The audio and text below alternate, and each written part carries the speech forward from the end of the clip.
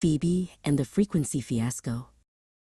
Phoebe loved the messy, wonderful world of the backyard workshop. She could build anything, from tiny rockets that rarely lifted off to elaborate treehouse elevators that mostly stayed stuck. But her newest invention, a stringed box she called the Whimperdoodle, sounded flat and dull. Elias, she called to her older brother, who was expertly sanding a birdhouse nearby. "Why won't the Whimperdoodle sing? It just makes a sad th-wump noise." Elias smiled, setting down his sandpaper. "Sound isn't just noise, Phoebes. Sound is movement. Everything that makes sound is vibrating." "Vibrating?" Phoebe asked. "Like a washing machine?" Elias nodded. "Yes, but much faster. The sound you hear depends on how fast the string vibrates.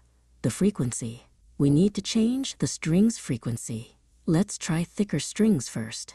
They swapped the rubber bands for thin metal wire. It was louder, but still a low thrum. Said Elias, tapping his chin. "Thickness helps with volume, but to change the pitch, we need to change how much of the string is allowed to dance. A long string vibrates slowly, making a low pitch. A short string vibrates quickly and makes a higher pitch." Phoebe finished. She grabbed a ruler and a marker. "So, if I only let a little bit of the string move, it has to wiggle faster."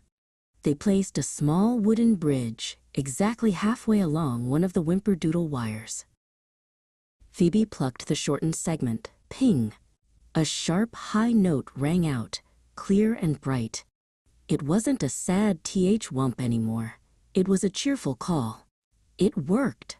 she cried. "The shorter the length, the faster the frequency, the higher the pitch." "Exactly," Elias agreed. "And that's the secret to almost every musical instrument, whether it's a string, a pipe, or a drum skin. Look at this old ukulele." He held up a tiny 4-stringed instrument. "When you press your finger down on a fret," Elias explained, "you are doing the same thing as the little bridge we added. You're shortening the vibrating length of the string, which immediately increases the frequency and raises the pitch." Phoebe rushed back to the workbench.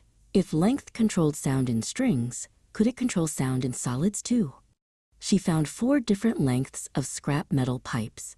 Short, medium long, and very long. She lined them up and grabbed a small mallet. Ting, pong, dong, boom! The shortest pipe made the highest, quickest vibration. The longest pipe made the lowest, deepest vibration. Phoebe's music science lesson was complete. Now she just needed to figure out how to make a rocket that sounded as good as her new xylophone.